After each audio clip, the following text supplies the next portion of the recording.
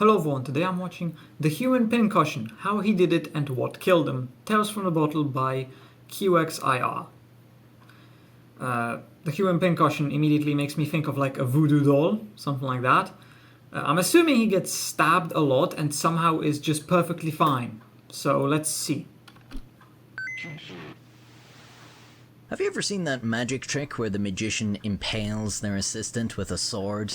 Like, they just shove the sword straight through them until it comes out the other side. Crazy.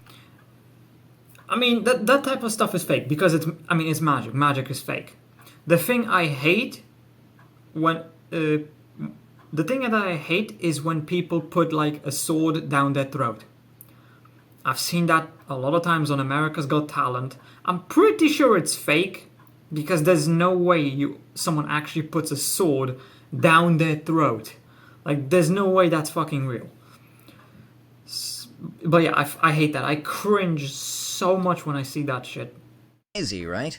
Well, I hate to break it to you, but magic isn't real, like professional wrestling or love. Now, before you get mad... Wow, that's sad. But yeah, wrestling is fake. That's a fact.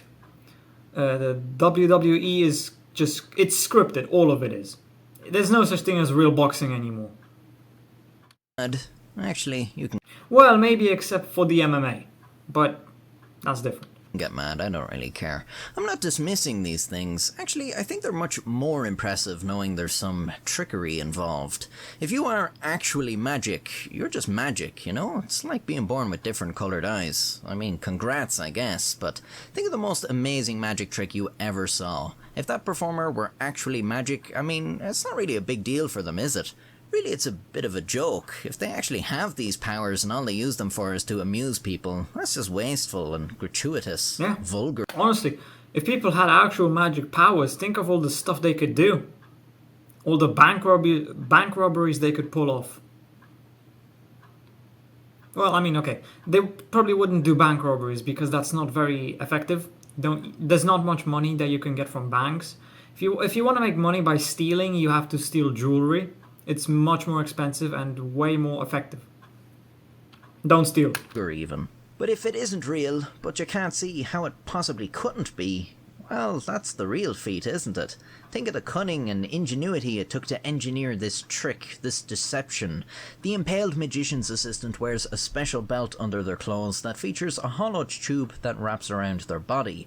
The sword is actually very bendy and is fed into a slot at the front of this tube, bends around the performer's body and out a slot at the back.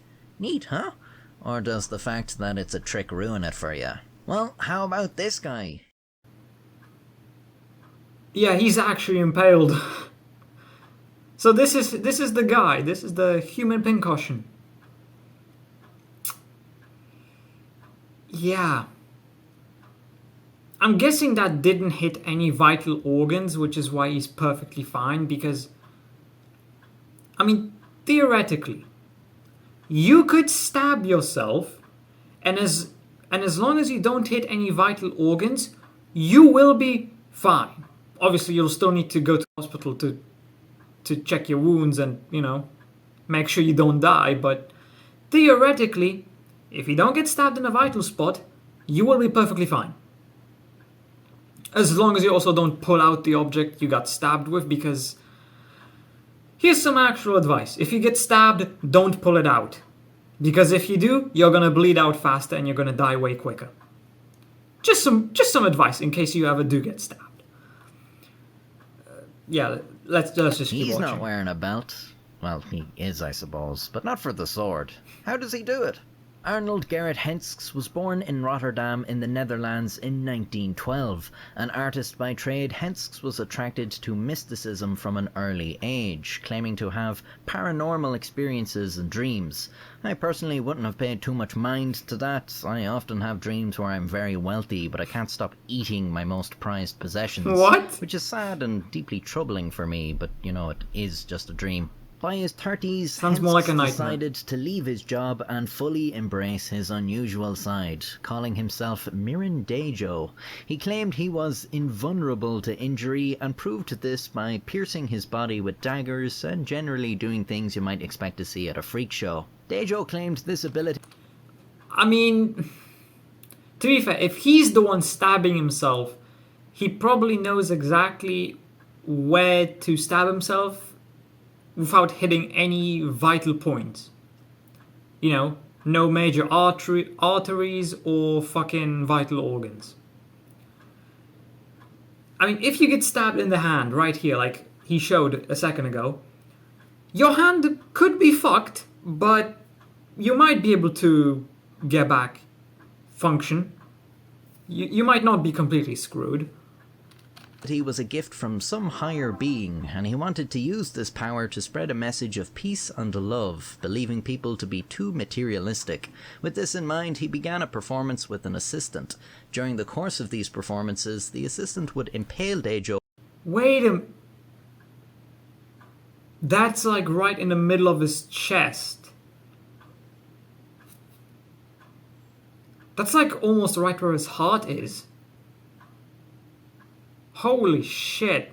With things like swords, passing the object through his naked torso and out the other side. They sometimes used hollow rods, through which they would pour water. In these performances, Dejo would not... Is that his neck? He got it through his neck. Okay, I can see how he could stab it through here. Because the... Nor would he show any signs of pain, even running around while he was impaled. There's footage of him being impaled too, but it's actually a bit more graphic than you'd expect. A photograph of a man sitting nonchalant with an object pierced through him is one thing, but believe me, seeing the assistant shoving a point into him until the skin on the other side stretches out like a tent before being punctured is a bit much. The footage is out there if you're curious, but it's just a little too wince-inducing for me to put in a video. Sorry, you sick freak. I was not alone in feeling slightly uncomfortable seeing this, and audiences were often made feel ill watching the spectacle. Normally I'd ask, what the fuck did you expect going to see a man known as the human pincushion? Exactly. But honestly, I think it is genuinely worse to watch than you'd think it was. It's really not like someone swallowing a sword or hammering nails up their nose. So it was a unique act, but... Okay, fuck it, I'm searching this up. Okay, I'll watch that once this video is over. Had to be a catch, right? Some clever trick or smoke and mirrors ruse. Well... No, he's probably just a freak of nature. Dejo had his act examined by medical professionals. X-rays revealed that the sword was really piercing his skin and was really going through his body. The scientists began to feel the same nausea the crowds had. This guy was a legitimate freak. But how the hell was he doing it? They determined that first of all the sword had to be clean, of course. No shit, because he's got an infection otherwise. It also had to have a fine point, allowing it to neatly make its way through the body with a clean puncture and no tearing. This had to be done with great care and was the reason Dejo always performed with a single trusted assistant. Certain organs like the liver could withstand a pinpoint puncture if this was done correctly, and the professionals noticed there was... So he actually did stab through his organs.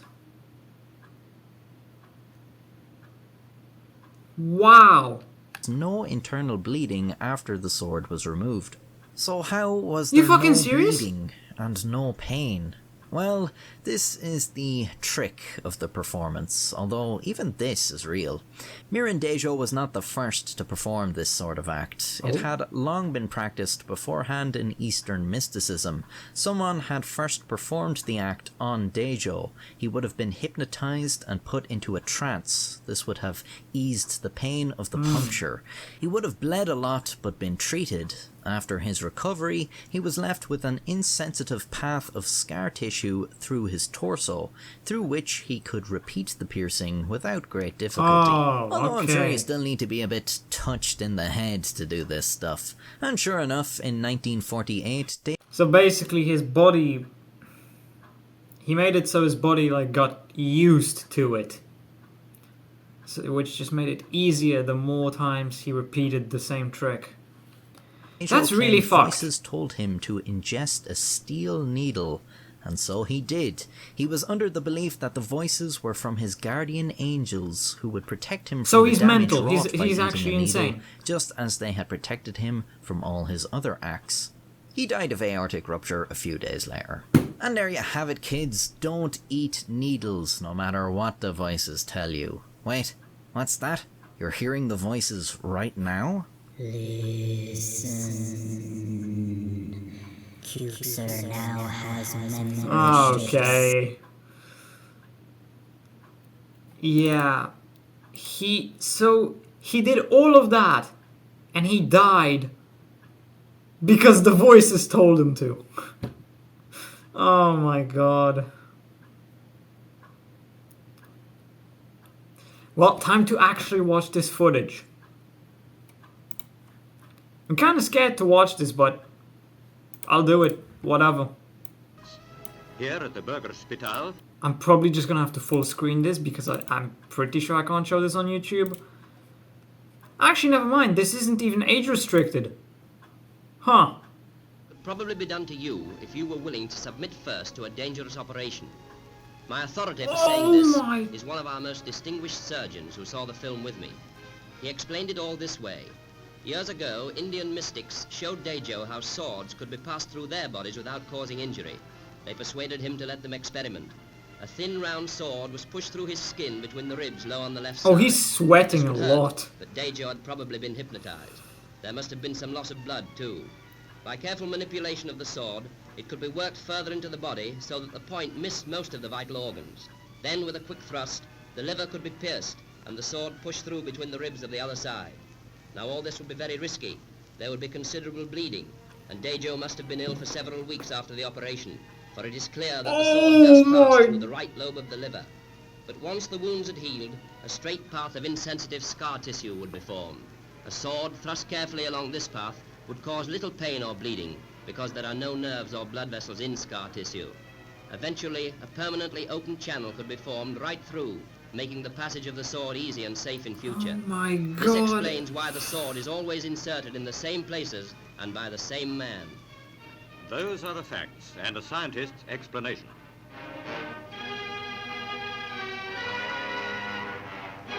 Meantime, Miriam Dejo eats and lives as an ordinary... It's completely clean. There's no blood on His it. secret. Holy fucking shit. Okay, well, like, subscribe, comment. I will see you in the next video. The link to my Discord is down in the description below, so check that out if you want.